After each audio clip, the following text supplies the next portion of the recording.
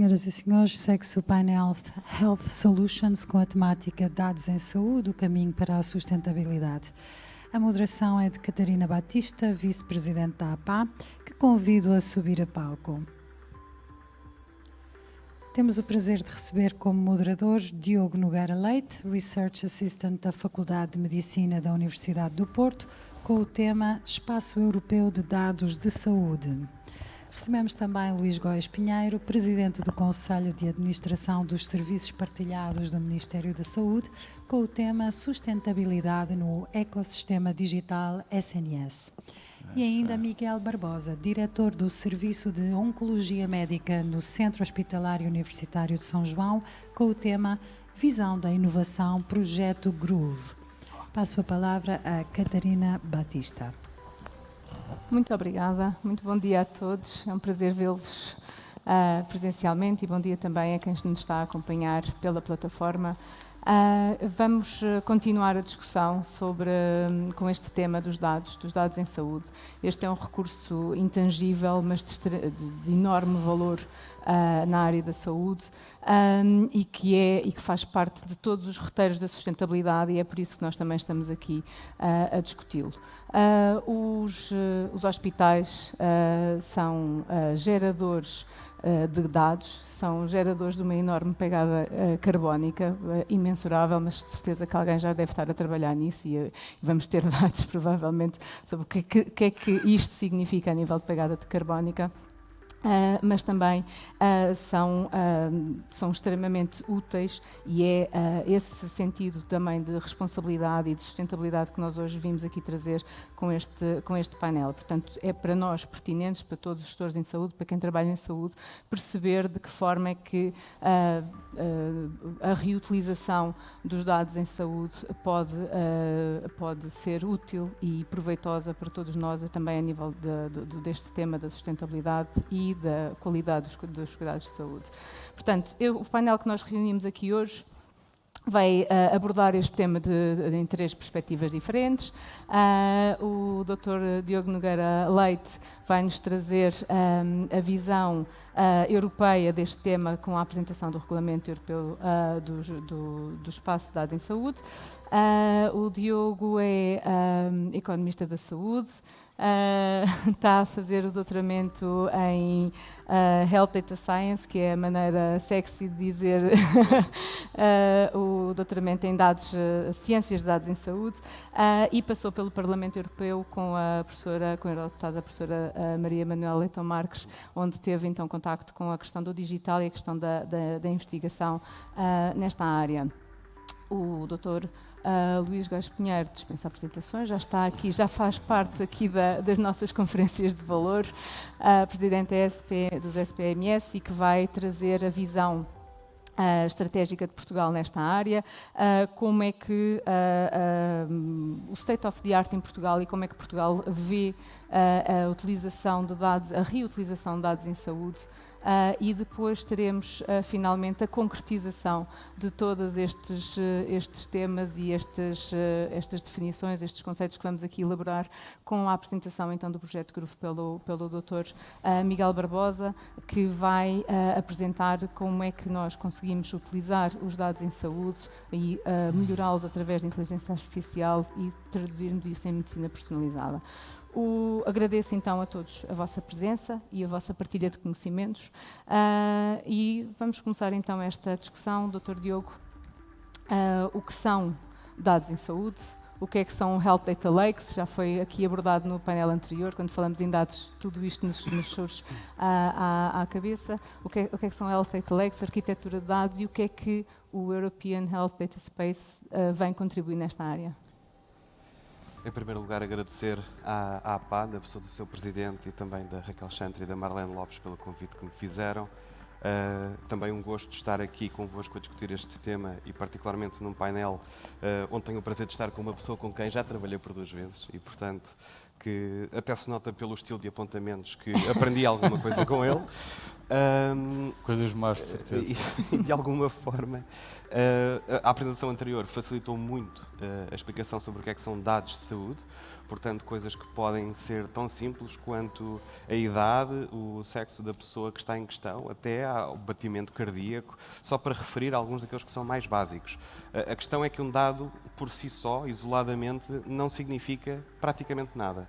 Só significa alguma coisa se nós formos capazes de o transformar em informação e dessa informação formos capazes de derivar conhecimento. E nesse sentido, os Health Data Lakes e de alguma forma, digamos, esses espaços de dados, que no fundo são federações de diferentes centrais que armazenam e processam dados, que comunicam entre si de acordo com normas comuns, com práticas comuns, com estándares comuns, são então capazes de promover essa troca de uma maneira eficiente e que, no fundo, gera valor para todos aqueles que nela participam. Pensem um bocadinho nisto como um espaço Schengen para os dados, ou seja, nós temos a certeza que, independentemente de estarmos em Portugal ou estarmos, por exemplo, na Suíça, que não faz parte da União Europeia, dado estarmos no espaço Schengen, conseguimos atravessar as fronteiras um do outro e chegar ao nosso destino e cumprir aquilo que nós queremos cumprir. Neste sentido, é também importante reter esta mensagem que os dados permanecem na fonte onde são gerados. Eles não estão armazenados num qualquer lugar central e, portanto, este espaço que se pretende constituir a nível europeu de dados é tão só uma plataforma, se assim quisermos, através da qual estes dados conseguem ir de um canto ao outro da União Europeia com, pretende-se, segurança, facilidade e eficiência. Queria ainda salientar que o porquê Espaço Europeu de Dados de Saúde. Fazia parte já daquilo que era a carta de missão da Comissária para a Saúde e Segurança Alimentar, portanto já em 2019 se falava da sua necessidade e tomou prioridade sobre os outros espaços de dados que estão a ser previstos pela Comissão Europeia, porque aconteceu uma coisa chamada Covid-19. E porque a partilha de dados a nível mundial foi fundamental para descodificar o genoma do SARS-CoV-2 e, consequentemente, ser capazes de desenvolver terapias, abordagens, coisas outras que pudessem mais eficazmente combater este vírus a nível global. E, portanto, dito isto, a SPMS, no contexto da Health Network, tem contribuído ativamente para aquilo que tem sido o trabalho de construção do Espaço Europeu de Dados de Saúde, e até temos um ótimo registro nessa matéria. Pode não existir esta percepção, mas nós somos das nações mais digitalizadas no que diz respeito à saúde, e, portanto, isso é um facto que nos deve orgulhar. A nível europeu? A nível europeu, aliás, somos um dos 4 países, salvo erro, que não só tem uma prescrição eletrónica, como também tem um sumário do paciente a nível europeu. E isso é algo que nos deve orgulhar, não devemos apenas falar daquilo que é mau, devemos também falar dos aspectos em que nos distinguimos. Portanto, neste sentido, estrutura comum que se acaba por constituir este Espaço Europeu de Dados de Saúde, ele estabelece os mecanismos e as regras através dos quais estes dados conseguem ser partilhados ao nível da União Europeia, em que formatos, em que linguagens, ou pelo menos com que tipo de requisitos técnicos, legais, de governança é que têm que se responder, e pretende, no fundo, ter aqui um serviço à sustentabilidade em 2 vertentes distintas. Na vertente financeira, porque é um tipo de sustentabilidade que tem necessariamente de estar assegurada para caminharmos para uma sustentabilidade ambiental, e, por outro lado, uma sustentabilidade operacional, porque nós sabemos que ninguém consegue gerir uma operação se toda a sua cadeia de valor, desde os seus fornecedores até aos seus clientes, toda a gente estiver alinhada com o mesmo objetivo. Do ponto de vista do contributo do Espaço Europeu de Dados de Saúde para a sustentabilidade financeira, vários estudos na literatura económica são bastante consensuais quando dizem que a inovação tecnológica é, de longe, o fator que mais faz crescer a despesa em saúde, não apenas em Portugal, mas em virtualmente todos os países da OCDE. E, portanto, até agora, uma das formas que nós temos encontrado de conter esse crescimento da despesa da saúde tem sido através do controlo da inovação. O Espaço Europeu de Dados de Saúde permite combater isto, e começarei com um exemplo e depois partirei para os números grandes, que creio que torna a realidade mais tangível. Suponham que eram uma empresa de saúde digital que estava a tentar desenvolver, por exemplo, um algoritmo para facilitar a detecção de fraturas ósseas que tipicamente escapam ao olho humano e, portanto, tentar aqui não só aumentar a segurança do paciente, mas também melhorar a qualidade dos cuidados clínicos que são prestados. Os algoritmos tipicamente não são muito eficientes se forem treinados com base em poucos dados e, portanto, mesmo que a pessoa que esteja a desenvolver esse algoritmo tenha acesso a todos os dados do hospital onde se encontra, muito dificilmente conseguirá treinar um algoritmo que tenha algum tipo de precisão e de efetividade.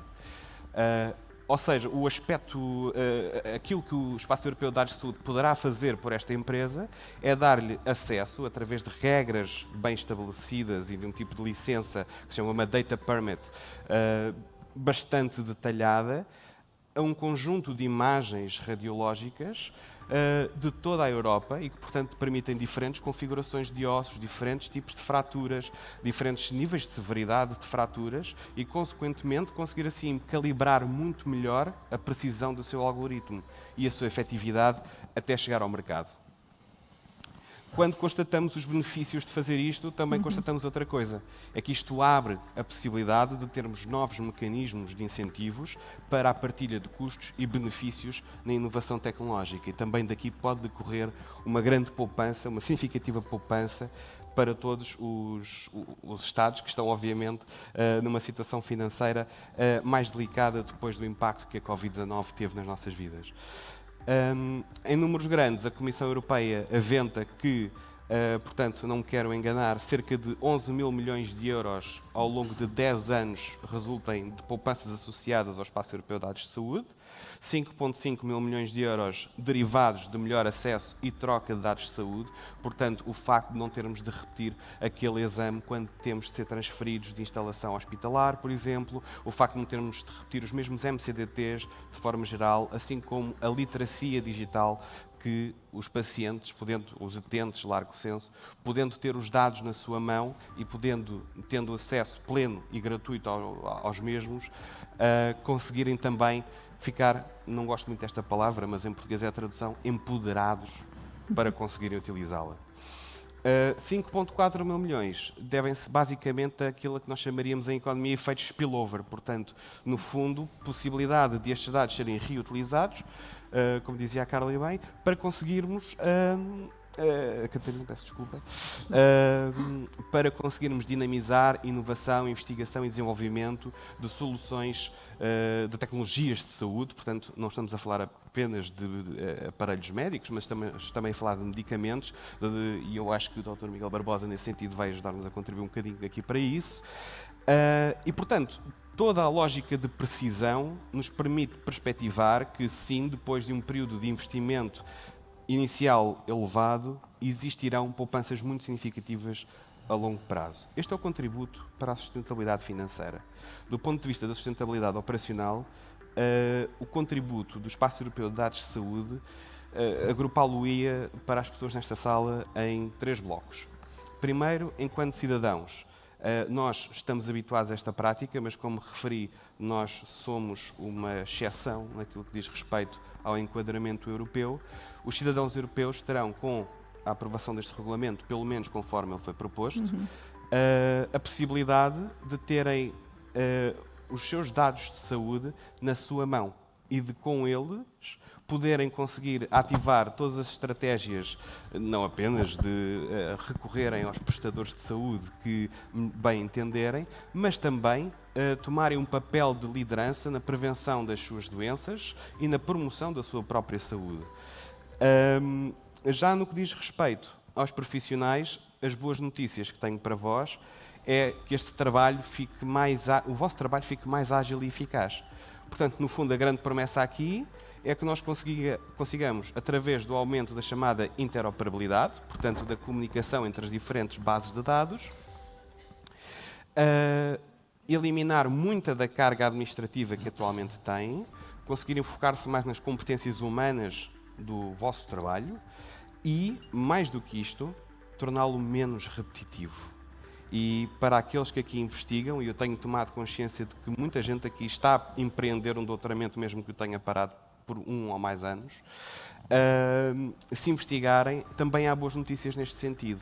É que esta utilização secundária dos dados pode claramente, através do tipo de licenças que têm, vão poder utilizar de forma muito mais eficiente, no sentido em que é muito mais rápido obtê-la, porque existe um caminho burocrático muito mais definido e muito mais ágil, esses dados, a largo senso, para investigação.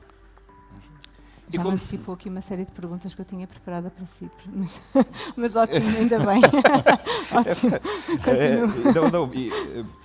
Certamente existiram muitas mais. Sim. E eu gostava apenas aqui de destacar um último aspecto, é que eu creio que toda a gente nesta sala é um decisor. E, portanto, todos aqui temos noção de que apenas conseguimos decidir coisas, desde os aspectos mais corriqueiros e cotidianos das nossas vidas até às grandes decisões estratégicas que moldam, no fundo, estratégias nacionais e supranacionais, apenas conseguimos fazê-lo se tivermos acesso a dados em que podemos confiar. E, ao definir o tipo de parâmetros a que estes dados devem obedecer, como estes sistemas devem comunicar de forma segura, então nós teremos mais e melhores dados com base nos quais tomar decisões, promover a elaboração de políticas públicas e também um enquadramento legislativo mais estável para conseguirmos desenvolver soluções tecnológicas. Neste sentido, gostava apenas de focar 3 outros contributos que o Espaço Europeu de Dados de Saúde pode dar. Um deles é, espero eu, que crie aqui uma cultura de obsessão com os dados e com a medição, porque efetivamente, se não formos capazes de medir, vamos ser incapazes de gerir. Também a possibilidade que isto traz de criarmos verdadeiros dashboards de benchmark nacional e internacional e, através da disseminação de boas práticas e também de identificar quais é que são os nossos pontos mais frágeis, conseguirmos promover sinergias e outras melhorias dentro dos nossos sistemas de saúde. E, finalmente, acho que para os consultores na sala isto é capaz de ser uma má notícia. Vamos conseguir perceber onde é que andam aqueles 20, 25% de ineficiências de que andam sempre a falar-nos. E, portanto, uma mensagem final que gostaria de deixar, e para depois passar a palavra aqui aos meus colegas de painel, seria apenas: tudo isto só será possível, e eu sei que parece utópico, mas também acho que não vale a pena lutar muito por uma coisa a menos que ela seja utópica, se a cultura mudar em consonância. Porque a forma como a cultura organizacional consegue devorar estratégias ao pequeno almoço é uma coisa que tem sido notada em 50 anos de gestão. E, portanto, só seremos capazes de fazer isto acontecer, de fazer este Espaço Europeu de Dados de Saúde acontecer, se todos e cada um dos europeus também estiver mobilizado para o fazer acontecer. Muito obrigada, Muito obrigado. Dr. Diogo. Dr. Luís Góes Pinheiro, o Dr. Diogo já antecipou aqui que Portugal é um bom aluno e é um bom exemplo nesta área dos dados e da criação de dados, mas quais são as perspectivas de Portugal face a este regulamento, se ele for aprovado, como ele está redigido, como é que Portugal se posiciona e se a cultura em Portugal vai efetivamente comer a estratégia que está a ser desenhada? Muito obrigado. Obrigado à APA por mais um convite para estar aqui convosco e partilhar destas oportunidades, não só de trocar ideias, mas acima de tudo de aprender. É de facto para mim um gosto estar aqui. Cumprimentar o Sr. Presidente da APA que me dá o gosto de estar aqui a ouvir-nos e todos os presentes. Em especial também o painel que está aqui comigo. Aqui um abraço especial ao Diogo, de facto somos amigos há muitos anos, é um gosto estar aqui ao lado dele a discutir estes temas ao qual ele se tem dedicado nos últimos anos com grande profundidade em termos de investigação e de reflexão. Se a máquina come a estratégia, eu acho que em geral, sempre que não sabemos exatamente para onde queremos ir, temos tendência para deixar que as pedras que vão aparecendo no caminho nos desviem desse mesmo caminho. E, portanto, eu acho que Portugal, e o Diogo há pouco aqui falou de um aspecto que me parece muito importante e muitas vezes muito esquecido quando analisamos o estado em que nos encontramos, seja em que circunstância for, Portugal está bem.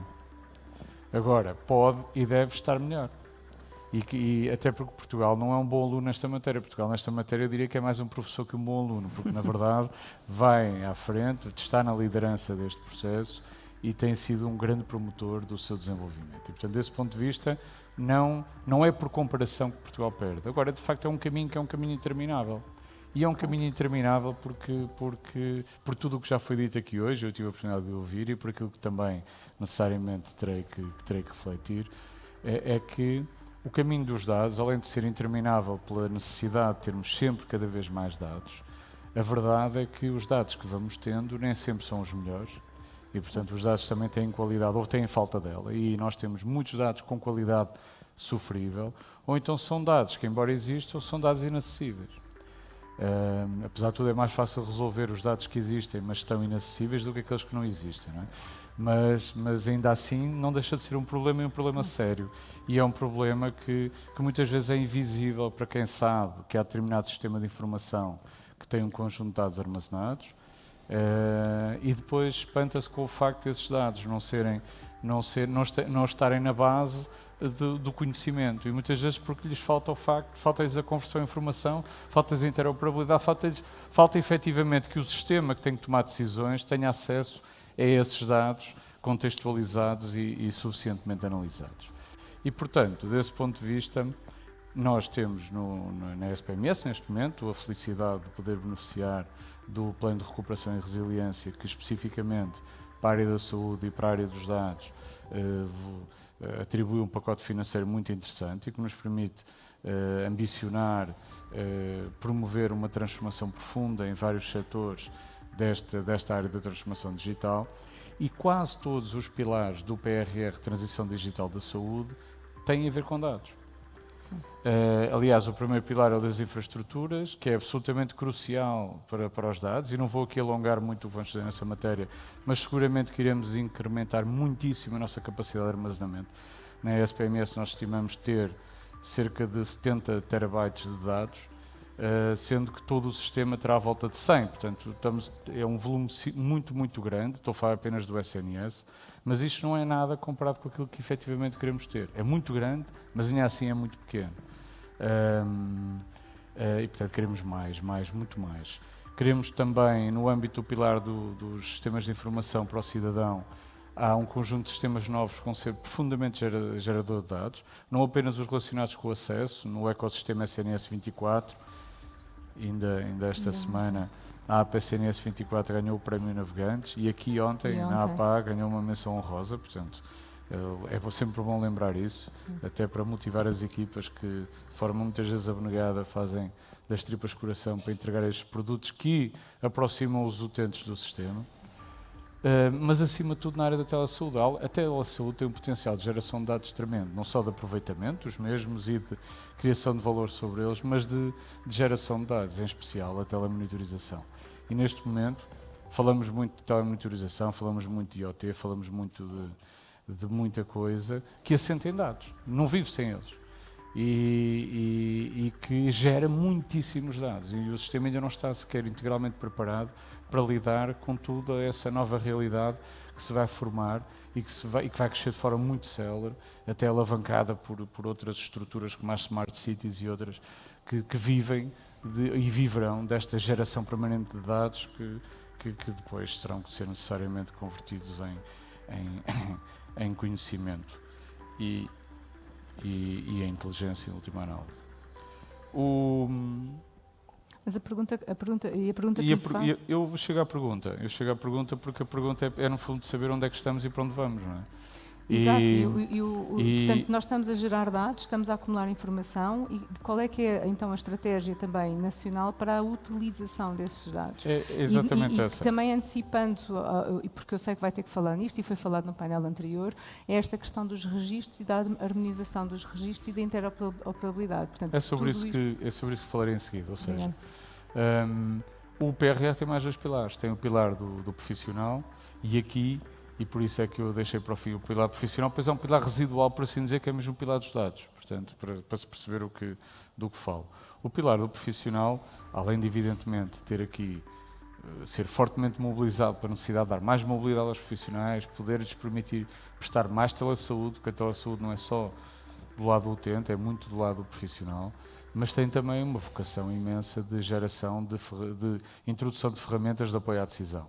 E já iremos aqui ouvir falar sobre isso seguramente, mas que são passíveis de ser usados em quase todos os cantos do sistema. Não há sistema que fique de fora para isso. Agora, nessa matéria, e vou falar isto no pilar profissional, podia falar no pilar do utente, podia falar no pilar dos dados.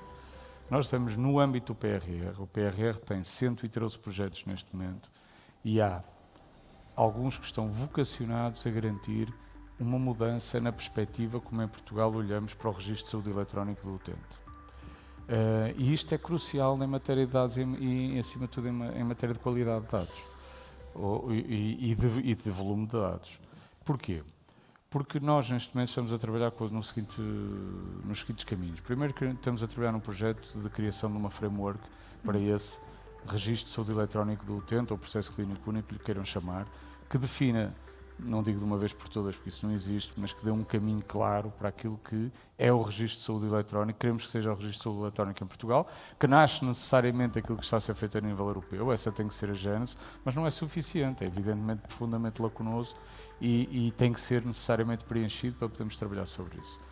E nesse ponto de vista, queremos criar essa framework que determine não só do ponto de vista da arquitetura tecnológica o que é que vai acontecer, mas acima de tudo do ponto de vista da governação, por exemplo, do acordo que todos teremos que celebrar nas várias componentes deste registro de saúde eletrónico, designadamente acordando em modelos de dados. Porque há muitos caminhos. Exato. Há muitos caminhos para o acordo, mas nós temos que escolher um. E é muito melhor escolher um quando ele é concertado com a sociedade, até porque nesta matéria, quer queiramos, quer não, há muitos intervenientes, há muitos players e nós queremos que estejam todos no mesmo barco. Porque não é possível construir um registro de saúde eletrónico universal. Era bom que pudesse ser. Para já olhar para o europeu já não é mau. Mas já agora, começando por Portugal, é porque, na verdade, um verdadeiro registro de saúde eletrónico também não existe em Portugal. E desse ponto de vista, pelo menos aqueles agentes que operam em Portugal estabelecerem um acordo relativamente àqueles que serão os modelos de dados que queremos para cada canto, cada peça deste puzzle que é o registro de saúde eletrónico. Desse ponto de vista, nós estamos também a trabalhar na definição de um quadro normativo, porque achamos que o quadro normativo que existe não é capaz de garantir esta concertação da sociedade em torno de modelos de dados, não é capaz de criar uma fábrica de produção de modelos de dados que permita garantir todas estas fases de acordo e de concertação. E depois é a componente tecnológica, que necessariamente também tem que existir. E tem que existir uma ou outra que muitas vezes é desconsiderada, que é depois de termos isto trabalhado e definido, ou em paralelo, porque eu acredito muito na possibilidade de fazer tudo isto em paralelo, ainda que depois seja preciso refazer algumas coisas que foram feitas. É preciso ajudar a adaptar, porque isto, definindo tudo isto, depois vai ser preciso, criando serviços, nós até podemos desenvolver os serviços todos na SPMS, esse é o objetivo, mas depois será preciso que haja quem os consuma, que haja testes, que haja adaptações, e adaptar os sistemas públicos, os sistemas privados a toda esta realidade custa dinheiro. E, portanto, é importantíssimo pensar-se nisso também nesta perspectiva. E eu não consigo pôr de lado o pragmatismo quando falo de estratégia, até porque, na verdade, muitas vezes o que é uma estratégia não é a máquina. O que é uma estratégia é o tempo. O que é uma estratégia é a inação. O que é uma estratégia é a falta de operacionalidade, é a falta de operação por baixo da ação, da estratégia. E isso é que é absolutamente crucial. E se me deixar falar dos dados, agora, do ponto de vista residual, por favor. Eu termino exatamente o que eu queria dizer aqui. Ou seja, independentemente de termos de fazer todas estas definições estruturais, são estruturantes, porque temos todos que saber para onde vamos e para onde queremos ir, não é possível começar de novo e ainda bem que não é. Sim. Aliás, nós temos de tirar partido de tudo o que temos, que é muito e vale muito, e temos de tentar, na medida do possível, melhorar o que temos para daí poder tirar mais valor. E ainda que, volto a dizer, que seja preciso refazer o que foi feito, porque às vezes há medo, e por isso é que muitas vezes não se sai do plano para a ação, porque o plano demora tanto tempo a construir, quando finalmente está construído, porque teve a preocupação de lidar com todas as eventualidades, quando finalmente está pronto o plano, a realidade mudou. Porque a realidade não para, não é? Se nós conseguíssemos fazer um plano no exato momento em que paramos a realidade e a realidade ficasse à espera que o plano estivesse pronto, isso seria possível. Isso nunca acontece. Portanto, um plano que demora demasiado tempo a ser construído tem invariavelmente a consequência de ser comido não pela máquina, mas pela vida, pela realidade. E por isso é que nós, em paralelo, estamos a trabalhar na melhoria da qualidade dos nossos dados, nós estamos a aperfeiçoar o Registro Nacional do Utente, o Registro Nacional de Profissionais, a criar um Registro Nacional de Entidades que seja unívoco. Isto, evidentemente, entronca com tudo o que eu disse sobre o Registro de Saúde Eletrónico, mas não só. Para servir todo o sistema, o ideal é nós conseguirmos criar peças de software que toda a gente possa usar e que seja... Nem tenho de pensar muito sobre isso, é usar e pronto. Evidentemente que vamos beneficiar em termos de dados tudo o que está a ser feito no âmbito do RSE. Temos trabalhado, ainda que sem esta definição completa, e depois faremos as mudanças necessárias no âmbito dos meios complementares de diagnóstico e terapêutica, e já vinha um longo trabalho feito no âmbito dos medicamentos, no âmbito da terapêutica, que é absolutamente inestimável. Nós, no âmbito dos MCDTs, para se ter consciência, neste momento, e olhando para os cuidados de saúde primários, temos 91% das requisições a serem produzidas em formato digital. Sim. E temos já 9 milhões de resultados partilhados de forma digital desde que tal passou a ser possível. E desses já estamos a caminho dos 3 milhões e meio de dados estruturados no que respeita aos dados laboratoriais, ou seja, aos dados das análises clínicas. E isto parece uma coisa fácil, por isso é que às vezes é bom olhar em concreto para as questões da interoperabilidade, da semântica, da troca de dados, mas olhando para questões concretas, porque em abstrato o mundo é maravilhoso. E é isso. Concreto, como é que nós vamos ajudar os hospitais em concreto, a construir em concreto, eu vou dizer um exemplo. Quando estávamos em condições, achávamos todos, de começar a desenvolver e a integrar os serviços que permitiam a troca de dados laboratoriais de forma segura por parte de todo o sistema, sabendo que, no caso dos dados laboratoriais, qualquer erro em termos de contexto, qualquer metadado errado, altera completamente a análise que se faz sobre ele. Se nós, o mesmo valor, se vier com uma classificação diferente, tem todo um outro sentido. Portanto, é, de facto, um bom exemplo daquilo que estamos aqui a falar. Uhum. Quando iniciámos o processo de troca de dados de análises laboratoriais em formato estruturado, tínhamos cerca de 2.000 entradas, 2.000 códigos que achávamos todos que eram suficientes para o sistema. 2 meses depois temos mais de 5.000. E isto demonstra bem que uma realidade depois se espera todo este trabalho prévio, não é? Que foi essencial. Mas nós nunca conseguiremos ter, de facto, um acordo celebrado se depois não confrontarmos aquilo que fizemos de forma abstrata com a realidade, que é trocar dados. E aquilo que eu posso dizer é que hoje estamos em condições, e vamos voltar a mexer no CEPAL, no catálogo de análises clínicas, e é um trabalho que tem sido feito pela SPMS, DGS, a CSS, pelo INSA, que tem sido um parceiro crucial em matéria de análises clínicas, e que tem vindo também a mudar a tal realidade que muitas vezes com uma estratégia. Desde que este processo começou, o catálogo já mudou 3 vezes e vai mudar outra vez. O processo de mudança do catálogo era tão lenta. Os profissionais de saúde estão aí representados por quem? É que o profissional de saúde é aquele que depois vai utilizar os dados e vai querer ter os dados da melhor maneira para poder melhorar os cuidados de saúde. O profissional de saúde é sempre, não é o centro do sistema, porque esse deve ser o utente, que fique bem claro, mas é uma das peças mais relevantes para todo este processo, como é evidente. O profissional de saúde está em todo o sistema. Este acordo relativamente aos dados é, evidentemente, tem uma fortíssima participação no seu desenvolvimento por todos os profissionais de saúde. Até porque os profissionais de saúde são aqueles que já hoje, nas unidades de cuidados de saúde primários que iniciaram a recepção integrada destes dados, porque essa é uma das grandes vantagens, é os dados das análises não terem de ser transpostos para dentro do sistema, isto fora tudo o que se poderá fazer em termos de tratamento automatizado. Mas antes de chegarmos aí, os profissionais de saúde verão a sua vida facilitada, como disse aqui o Diogo e muito bem, por deixar de ter que fazer tarefas que não acrescentam valor, introduzir um dado de análise num sistema de informação é fundamental para o sistema hoje, como ele existe, ou no passado, como ele existia, mas é de muito pouco valor acrescentado para o exercício da função de um médico. E, portanto, nós queremos valorizar os profissionais de saúde, temos que fazer exatamente isso. Exato. Que é disponibilizá-los integralmente no seu tempo para aquilo para o qual são absolutamente insubstituíveis e libertá-los das tarefas nas quais eles não acrescentam valor e mais, até têm um potencial de poder introduzir erros. Porque muitas vezes os dados, quando são metidos num sistema, são errados, e bem sabemos. E depois, a partir do momento que eles lá estão, claro, há sempre formas de nós conseguirmos perceber que os dados fazem sentido ou não. Corremos o risco de não conseguir. Deixa-me só falar de Data Lake no fim, senão vai-se falar de Data Lake durante todos os dias e depois ninguém sabe o que é que nós estamos a fazer. E termino. Eu agradeço. Não, agradeço a introdução do Data Lake. Eu entendi isso assim, não se preocupe, já não é? Relativamente ao Data Lake, o Data Lake vai ser o tal repositório massivo de dados que nós gostaríamos que fosse universal, ou seja, nós não queremos que o Data Lake seja um Data Lake do SNS. Eu não tenho a ingenuidade e nem a falsa ingenuidade de achar que a SPMS não tem aqui um papel crítico, tendo em conta que tem à sua disposição um volume colossal de dados. Exato, Não tenho claro.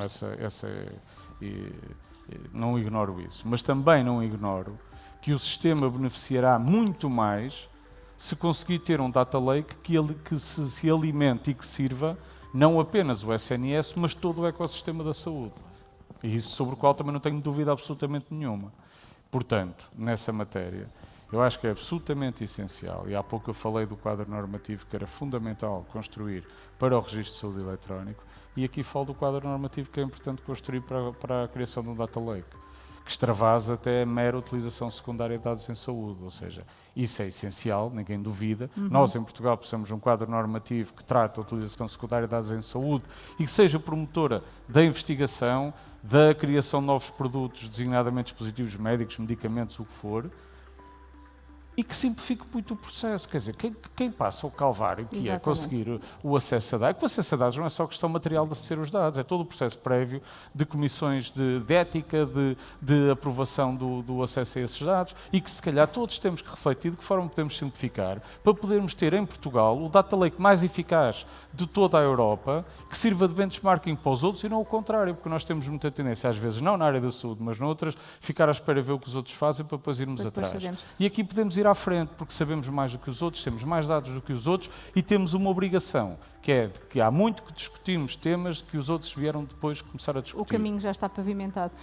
Eu queria utilizar esta pausa para pedir também à audiência para pensarem em questões. Isto é um tema que vai fazer parte dos nossos dias. Todos nós, como decisores, como disse o Diogo, vamos ter que utilizar e vamos ter que tomar decisões neste âmbito.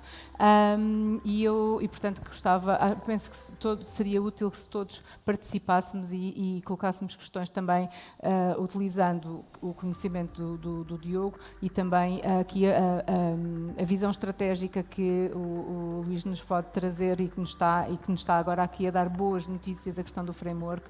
Isto é extremamente importante para para os conselhos de administração dos hospitais. Vou ser muito franca, acho que isso é muito importante. Dr. Miguel Barbosa vai-nos apresentar como é que esta utilização secundária de dados, e isto é apenas uma parte, uma faceta de tudo aquilo que se pode utilizar, como é que impacta positivamente a prestação e os nossos modelos de cuidados de saúde. Sei que tem uma apresentação, peço... Muito boa tarde. Antes de mais agradecer o convite para aqui estar, na pessoa do excelentíssimo Presidente da APA, o Dr. Xavier Barreto, com o qual tenho o privilégio de trabalhar diariamente, e cumprimentar os meus colegas de painel, dizer que nunca trabalhei com nenhum deles e, portanto, não tomei as notas, e acabei por fazer uma apresentação e também me permite, de alguma maneira, estruturar um bocadinho melhor o que tenho para comunicar. Portanto, com licença. Obrigada. Se calhar nós afastamos-nos, não sei se... Como quiserem. Estamos a tapar, não é? Eu estou mesmo debaixo do... Ora, antes de mais vou apresentar os meus conflitos de interesse, que são inexistentes. Eu pertenço à Comissão de Farmácia Terapêutica do Centro Hospitalar Universitário de São João e, como tal, nós, membros da CFT, não temos qualquer relação de foro financeiro ou económico com os players na área da saúde. Este é o resumo da minha apresentação. Tenho um pequeno sumário executivo, o enquadramento, a definição de âmbitos e requisitos de projeto, a abordagem, metodologia, a apresentação de alguns resultados preliminares e o que se segue. Em termos de sumário executivo, tenho apenas este diapositivo. Basicamente, aquilo que é o nosso desafio, nós, e quando digo nós, eu estou aqui um bocadinho fora do meu ecossistema, porque habitualmente o meu âmbito de intervenção é em congressos da área médica, da área oncológica, e portanto aqui, de facto, estou um bocadinho fora daquilo que é a minha plateia habitual. Mas, basicamente, aquilo que nós tentamos, particularmente na área da oncologia, é tratarmos de forma mais precisa. Ou seja, o nosso desafio perante um doente com cancro, é cada vez mais olhar para a especificidade daquele doente e da sua doença. E isto é muito deprimente especificamente na oncologia, porque estamos a falar de uma doença que no fundo é um conjunto de várias doenças bastante diferentes entre si, e porque também estamos a falar de intervenções que têm toxicidades assinaláveis, que os outcomes poderá ser a cura ou o evento fatal, a morte do doente, e porque também o custo associado a essas intervenções é muito, muito elevado. Há uma agenda estratégica para o futuro da medicina de precisão, na qual a APA esteve envolvida desde a primeira hora, e é neste contexto que a minha instituição, o Hospital São João, juntou-se aos nossos parceiros, que também estão aqui na sala, e ao qual agradeço também toda a colaboração que temos tido ao longo destes últimos meses, já há mais de um ano, da Roche, e à consultora Ernst & Young, que de facto tem-nos ajudado também neste processo. Basicamente, o que é que nós pretendemos com este projeto, e é o que está aqui neste sumário executivo? Nós basicamente pretendemos caracterizar melhor os doentes com cancro. Ou seja, nós sabemos que o cancro, como base científica, é uma doença genética. O cancro só existe porque há uma alteração de um de 3 tipos de genes, os oncogenes, que provocam cancro, uma alteração nos genes supressores de tumor ou, finalmente, uma transmissão hereditária do cancro. O cancro é isto. E nós aquilo que precisamos é, de alguma maneira, caracterizar o doente, a doença que temos diante de nós, para poder intervir melhor. Para o fazermos, precisamos de muitos dados. Os dados em saúde são absolutamente fundamentais. A maior base de dados de doentes oncológicos é a base da Foundation Medicine Flatiron, que nós temos o privilégio neste projeto de poder aceder. Estamos a falar de um registro de mais de 87 mil pacientes. E nós, a esta base de dados, estamos a juntar a realidade também do Hospital São João, portanto, a realidade da nossa instituição. E concretizarei isso um bocadinho mais à frente. Alterações no sistema, naquilo que são os serviços em saúde. Bem, eu na oncologia presencio isto todos os dias. São de 3 tipos fundamentais, que são o aumento da carga financeira. Nós, semanalmente, na nossa CFT de São João, nós aprovamos com muita frequência um pressuposto de despesa só no medicamento, muitas das vezes superior a 2 milhões de euros, portanto, naquela semana, com impacto anual. E, portanto, estamos a falar também de uma instituição que tem vários tipos de patologias raras, mas, de facto, a carga financeira, a pressão financeira sobre o sistema é cada vez maior. Isto joga também ou associa-se ao envelhecimento da população e, portanto, a patologias cada vez mais complexas de tratar. E o que é que nós precisamos? Nós precisamos ter uma nova tipologia de cuidados, ou seja, nós precisamos de sair daquele modelo que é o modelo de observar o doente, olharmos para aquilo que são as recomendações internacionais e aplicarmos um tratamento padrão.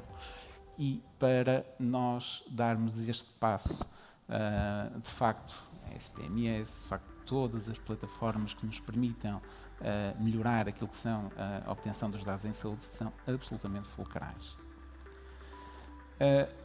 Por onde é que nós vamos nesta mudança de paradigma?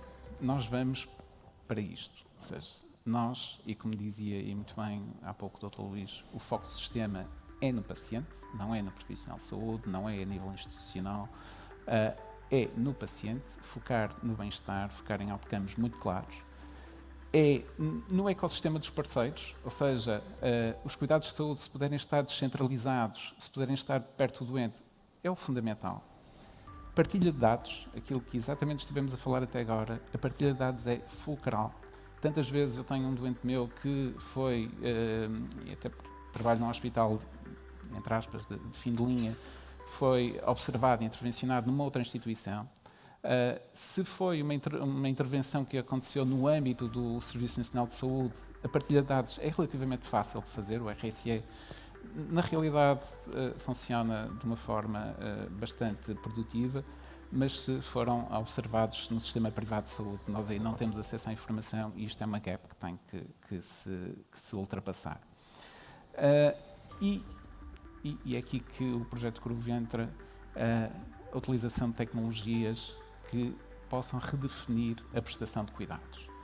Ou seja, se nós temos dados, se nós temos cada vez mais informação específica dos nossos doentes, será que nós podemos desenvolver para nos ajudar no dia-a-dia, para tomarmos melhores decisões, decisões mais custo-efetivas? Será que podemos desenvolver algoritmos de inteligência artificial que possam, de alguma maneira, identificar clusters, grupos de comportamento de doenças, e com isto nós temos intervenções mais eficazes?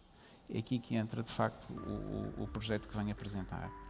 E, naturalmente, há um loop aqui, porque se nós partilhamos estes dados, há uma possibilidade de uma inovação contínua, de uma educação contínua fundamental para a evolução em saúde. Por isso, o que é que nós resolvemos fazer no Hospital São João? Nós estamos, no âmbito desta base de dados Flatiron, nós estamos a integrar os dados genómicos, os dados clínicos, para a produção de insights, para a produção de novas perspectivas, para nos ajudar na definição de grupos de intervenção junto do doente oncológico. Basicamente, aquilo que nós pretendemos identificar é singularidades. Ou seja, normalmente em oncologia nós tratamos o doente com base num padrão, mas infelizmente, demasiadas vezes, esse padrão não é suficiente para nós sermos eficazes na intervenção. Então, nós aquilo que procuramos com este projeto é, numa altura difícil do tratamento do doente, que irei concretizar já de seguida, obtermos uma informação preciosa, valiosa, para definir a intervenção seguinte. Na nossa base de dados, nós entramos com os dados gerais do paciente, com os dados relacionados com o diagnóstico, relacionados com o tratamento e, naturalmente, dados follow-up. Não irei demorar-me aqui neste diapositivo, porque a hora vai avançada, e irei concretizar um bocadinho mais à frente. Esta é a súmula do nosso projeto, basicamente. É, como diz ali muito bem, criar um algoritmo com recurso de inteligência artificial que identifique grupos de doentes com tumores sólidos, com resistência a tratamento, com diferentes tipos de sobrevida. Basicamente, o que é que nós fazemos? Nós, e penso que o ponteiro será aqui, exatamente, mas vê-se mal, perdão. Nós, perante doentes com cancro, que tenham uma doença metastática, ou seja, por definição, incurável. Doentes para os quais nós não tenhamos alternativas terapêuticas devidamente aprovadas pela autoridade do medicamento. Doentes, portanto, que esgotaram as linhas de tratamento aceitáveis, expectáveis, para os quais nós não temos uma resposta em termos terapêuticos. Doentes que, apesar de tudo, mantêm um bom performance status. Aquilo que nós fazemos, basicamente, é aplicar um painel NGS alargado, ou seja, basicamente, nós vamos fazer uma biópsia líquida, que é, no fundo, a colheita de sangue, ou vamos biopsar o tumor, naquele momento, e vamos identificar, para um painel de mais de 300 oncogenes, quais são, naquela fase, os genes que estão ativos. Com isto, nós, identificando os genes que estão ativos, podemos selecionar terapêuticas dirigidas num âmbito off-label, ou seja, num âmbito extra-evidência científica, mas com um racional teórico, podemos identificar estratégias terapêuticas que possamos aplicar àqueles doentes. E por isso nós conseguimos, no Hospital de São João, com base nesta utilização deste painel NGS alargado, nós conseguimos dar ou fornecer ao doente alternativas terapêuticas que provavelmente numa outra instituição, num outro local, não teriam. Estas são as questões definidas para o nosso projeto. Quais são as semelhanças reconhecidas nas doenças oncológicas selecionadas? Quais as características clínicas e genómicas que têm relevância para o outcome do paciente? Qual o impacto futuro? Qual a caracterização mutacional dos tumores? Será que existem doentes que irão beneficiar deste tipo de intervenção mais do que outros? Estas são, de facto, as principais questões. Eu vou agora passar um bocadinho à frente este ponto 4, que é o ponto da abordagem e metodologia do projeto. Portanto, isto foi um trabalho estruturado com vários intervenientes, passou por várias fases, que eu agora não irei especificar devido à hora, para termos também algum tempo de discussão, tenho certeza que a doutora Catarina agradece, mas vou avançar um bocadinho aqui para aquilo que é a apresentação dos resultados.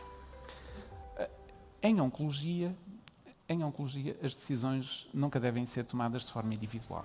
E, portanto, nós, na nossa prática clínica, nós estamos organizados em consultas de grupo. No fundo, são painéis de discussão alargados, porque várias cabeças pensam melhor que uma só e, portanto, conseguimos, de uma maneira multidisciplinar, refletir melhor sobre os desafios que temos diante de nós em termos clínicos. No âmbito deste projeto, nós criamos uma consulta de grupo específica chamada Consulta de Grupo de Oncologia de Precisão. Essa consulta de grupo iniciou-se na última semana de 2021 e, portanto, estamos a falar de uma consulta de grupo que tem cerca de 9 meses aproximadamente de existência. Portanto, nessa consulta de grupo são apresentados, discutidos os doentes que os clínicos tratam doentes com cancro com tumores sólidos, portanto estamos a excluir leucemias, linfomas, mielomas, estamos a falar da grande maioria dos tumores existentes, tumores sólidos. Portanto, esses médicos trazem à consulta de grupo doentes com um bom estado geral e para o qual não existem alternativas terapêuticas viáveis. Estes são os critérios de admissão que há pouco já tinha referido. Até final de setembro foram discutidos nesta consulta de grupo 61 doentes que identificamos com as tais características referidas. A mediana de idades é relativamente nova, estamos a falar de doentes que só o facto de terem que manter um bom performance status, muitas vezes após terem realizado 2, 3 linhas de quimioterapia ou outro tipo de tratamentos prévio, de acordo com aquilo que são as recomendações, obriga a terem um bom performance status e, portanto, na maior parte das vezes são doentes bastante novos. A presença de síndromes hereditários é relativamente baixa e, de facto, em oncologia só 3 a 5% dos nossos doentes é que têm síndromes hereditários conhecidos à partida e, portanto, também aqui nesta população é baixa essa presença. São doentes que praticamente não têm comorbilidades, portanto, são doentes muito selecionados. Nós não aplicamos este tipo de painel NGS alargado a doentes para os quais, de facto, o estado global de saúde, para além do cancro, não seja o melhor. Estes são os tipos de cancro que são mais, enfim, que necessitam mais deste tipo de solução na nossa prática clínica. É curioso, em certa medida é expectável também, nós temos aqui vários tumores raros, para gangliomas, tumores do timo, tumores do apêndice, o que só vem reforçar a necessidade de uma ótima anonimização dos dados, porque é relativamente fácil, perante tumores raros, se não houver uma anonimização, precisamente, conseguirmos de alguma maneira identificarmos indiretamente o doente. Na maior parte dos casos, são doentes que já estão connosco há algum tempo. São doentes que nós conhecemos há 2, 3, 4 anos e são doentes que têm uma doença definida como incurável, ou seja, metastática, já também há algum tempo. No caso específico desta amostra, há cerca de 1 ano e meio. E que, quando chegaram a esta consulta de grupo de oncologia de precisão, são doentes que, na mediana, já fizeram 3 tratamentos prévios. Por exemplo, um homem com cancro coloretal e que já tenha feito os 3 tratamentos prévios standard pelas recomendações da Sociedade Europeia de Oncologia, FOLFOX, FOLFIRI, anticorpos monoclonais, bom estado geral, sem alternativas terapêuticas, consulta de grupo de oncologia de precisão. Nós, destes 61 doentes, após decisão multidisciplinar, aplicamos o painel NGS alargado a cerca de 42 doentes.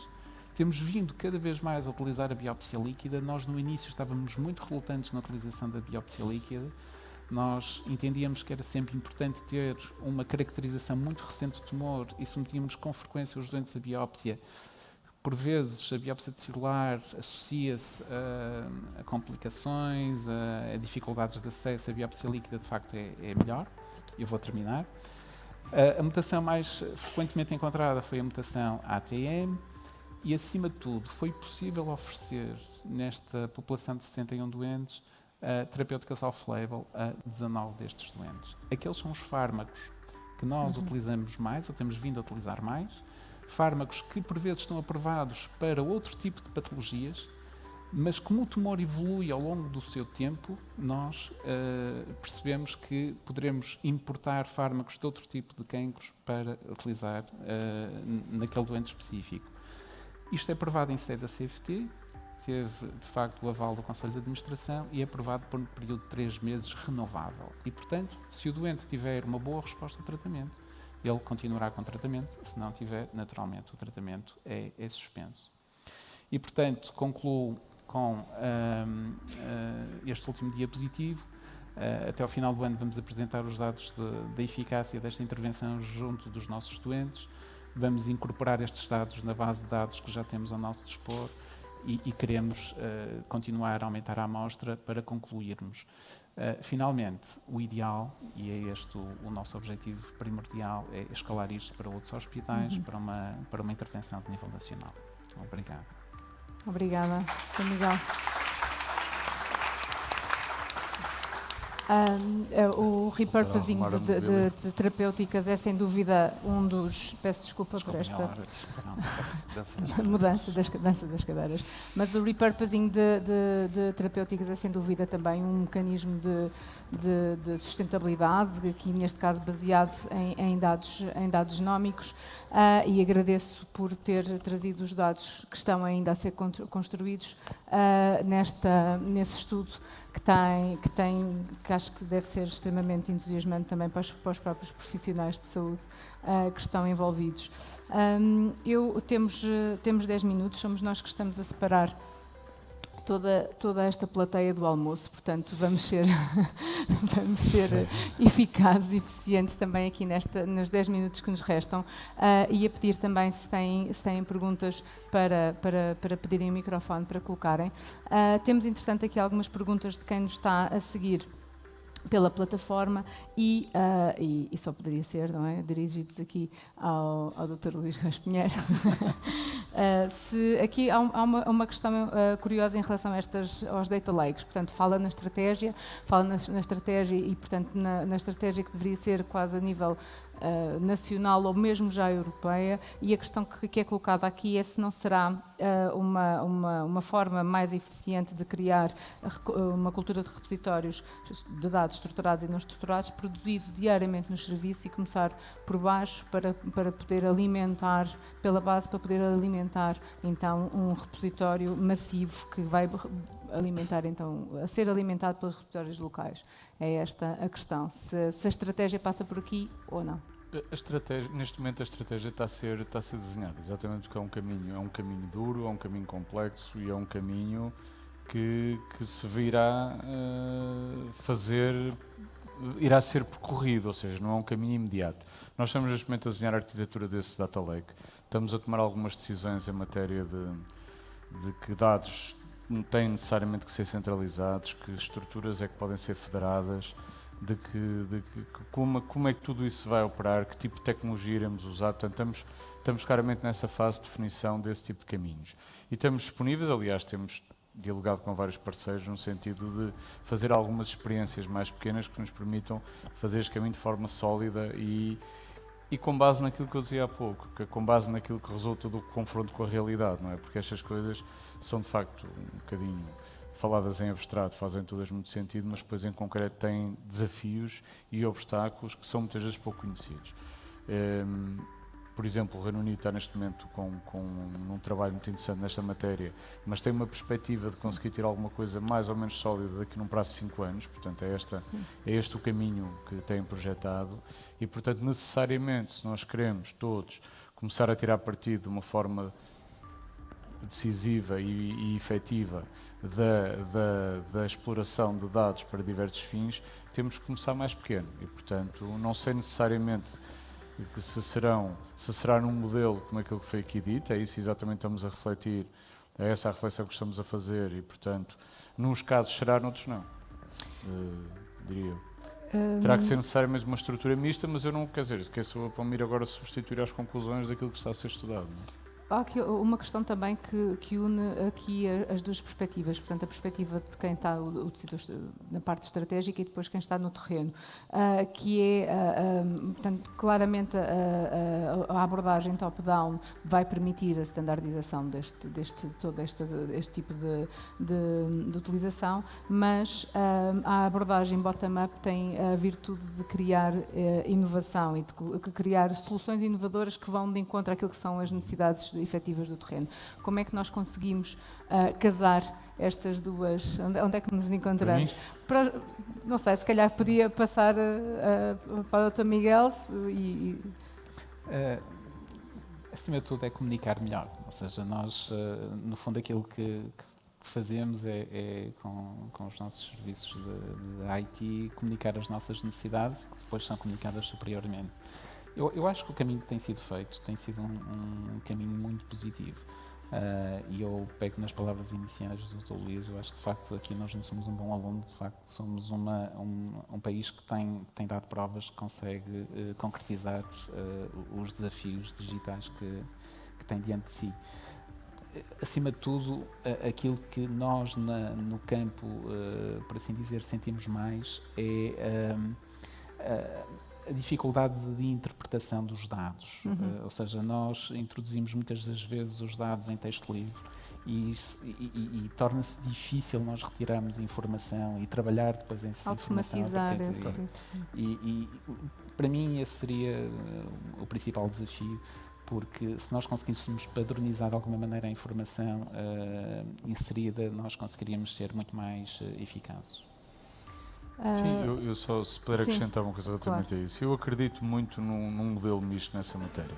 Eu não acho que o poder deva estar todo na base e que a geração de inovação vem sempre bottom-up.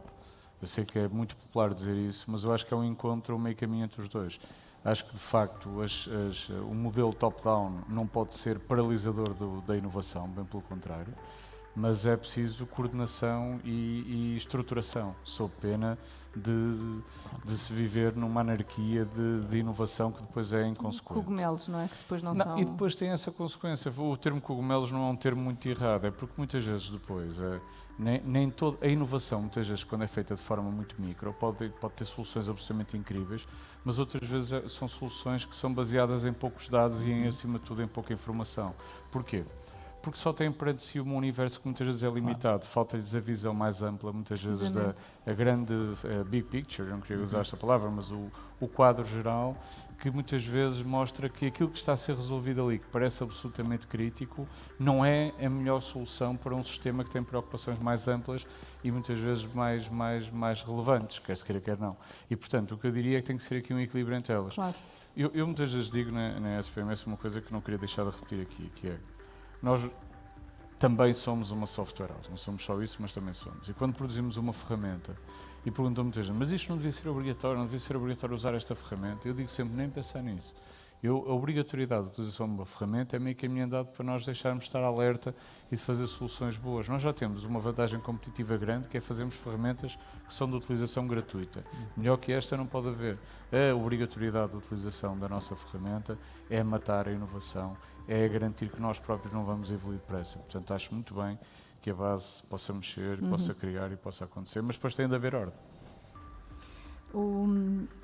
Diversificando também aqui a orientação das questões, e aqui olhando para o Dr. Diogo, o uso secundário de dados em saúde tem um potencial enorme, mesmo também a nível de saúde pública. E não foi há muito tempo que a FDA permitiu a utilização de dados retrospectivos, portanto, dados que já estavam armazenados para a criação do braço comparador de ensaios clínicos, portanto, para encurtar o tempo de ensaios, para podermos captar mais doentes para ensaios e para podermos tirar daí conclusões utilizando já os dados do Real World Data como braço comparador. Este tipo de inovação a nível da investigação, como é que é visto também a nível da Europa, portanto, a sua perspectiva também nessa área. E depois, uma segunda questão que tem a ver com o Regulamento Europeu coloca a centralidade. Esta proposta do Health Data Space coloca a centralidade e o direito da utilização dos dados no cidadão. como é que, quais são os mecanismos que depois estão a ser pensados para a utilização destes dados por parte dos prestadores, por parte de quem vai trabalhar estes dados, quais são os mecanismos de partilha e de consentimento que estão a ser também pensados? Duas questões. Se eu puder começar pela segunda. Sim. Até porque há uma particularidade sobre este regulamento que, tendo muito que ver com meandros de política europeia, não deixa de ser política nacional por consequência. É que esta proposta de regulamento está desenhada com base legal não nas competências da União Europeia na área da saúde, mas com base na privacidade dos dados, isto é, no RGPD, e no mercado interno. Portanto, é eminentemente uma proposta que entra pelas competências que a União Europeia consegue ter nestas duas áreas. Assim sendo, todos os mecanismos que estão previstos para partilha de dados, para garantir que há uma transação segura e que afiança a privacidade dos mesmos, não só têm de cumprir inerentemente com o RGPD, como também configuram estruturas mais ágeis, como, por exemplo, as tais licenças de utilização, que são concedidas por aquilo que no regulamento está previsto como qualquer coisa como corpos de acesso a dados de saúde, que estão certificadas através das normas a que obedecem, das plataformas que utilizam e dos formulários em que os dados estão, e tudo isto consta da proposta de regulamento, para conseguir garantir que os canais de comunicação são seguros e respeitam a privacidade dos pacientes e que, consequentemente, a utilização secundária dos dados é possível. Isto relativamente à segunda questão. É possível, é segura, é limitada e é segura. Exatamente, no limite Porque da proporcionalidade ter também. o genoma, ter o NGS, portanto, tenho a informação genómica, eu quero ter a garantia que aquela informação, o acesso é controlado. E essa tarefa está descentralizada por vários atores ao longo de todo o processo para cumprir especificamente com recursos, com aspectos de cibersegurança, com aspectos da própria estrutura de comunicação e com o formato em que esta é transmitida. Portanto, todos estes aspectos são certificados antes de se conseguir conferir, por exemplo, num tal corpo de acesso a dados de saúde, a possibilidade de este emitir licenças de dados que depois são atribuídas com base no perfil. Ou seja, se eu, Diogo, enquanto investigador da Faculdade de Medicina do Porto, me acreditar junto, suponhamos que era o SPMS, que era esse tal corpo de acesso aos dados de saúde, enquanto investigador, eu passo a ter uma licença na proporcionalidade da investigação que desenvolvo para utilizar os dados e tenho dessa forma já, digamos assim, a porta aberta para o fazer, protegendo a privacidade dos dados das pessoas que aqui estejam. No que diz respeito à primeira pergunta, e de forma muito breve, porque estamos a ser pressionados, a FDA é um exemplo, mas eu acho que a EMA, ou seja, a Agência Europeia de Medicamentos, é um ainda melhor exemplo, porque não sei se todas as pessoas na sala têm consciência que as vacinas Covid-19 tiveram a sua avaliação comprovada a seguir a um mês após começarmos a inocular as pessoas, através de dados do mundo real, do chamado Real World Evidence, Real World Data. E, portanto, em bom rigor, essa realidade já está presente e aquilo que se antecipa que possa trazer, tanto a nível de poupanças para os ensaios clínicos, como até mesmo para rever a eficácia dos medicamentos que estão atualmente autorizados e, consequentemente, perceber se o valor terapêutico acrescentado acordado é ou não aquele e rever os contratos de financiamento, em consequência, poderá trazer aqui mecanismos mais inteligentes e mais indutores de poupança no que diz respeito aos Estados-membros e, por consequência, também a Portugal. Claro. E obrigada por essa frase, porque acaba também de ser aqui um jeito de conclusão sobre aquilo que é efetivamente o potencial da reutilização dos dados que são armazenados. Todos nós ficam algumas questões por colocar, teremos certamente outras oportunidades para falar, mas todos nós temos esta consciência, os dados em saúde são uma realidade, são um pilar de todas as estratégias de sustentabilidade e de inovação e até mesmo na prevenção da doença e na promoção da saúde. Portanto, eu vou encerrar este painel e quero agradecer a todos e quem nos também acompanhou em casa. Muito obrigada. E obrigada aos três. Obrigado.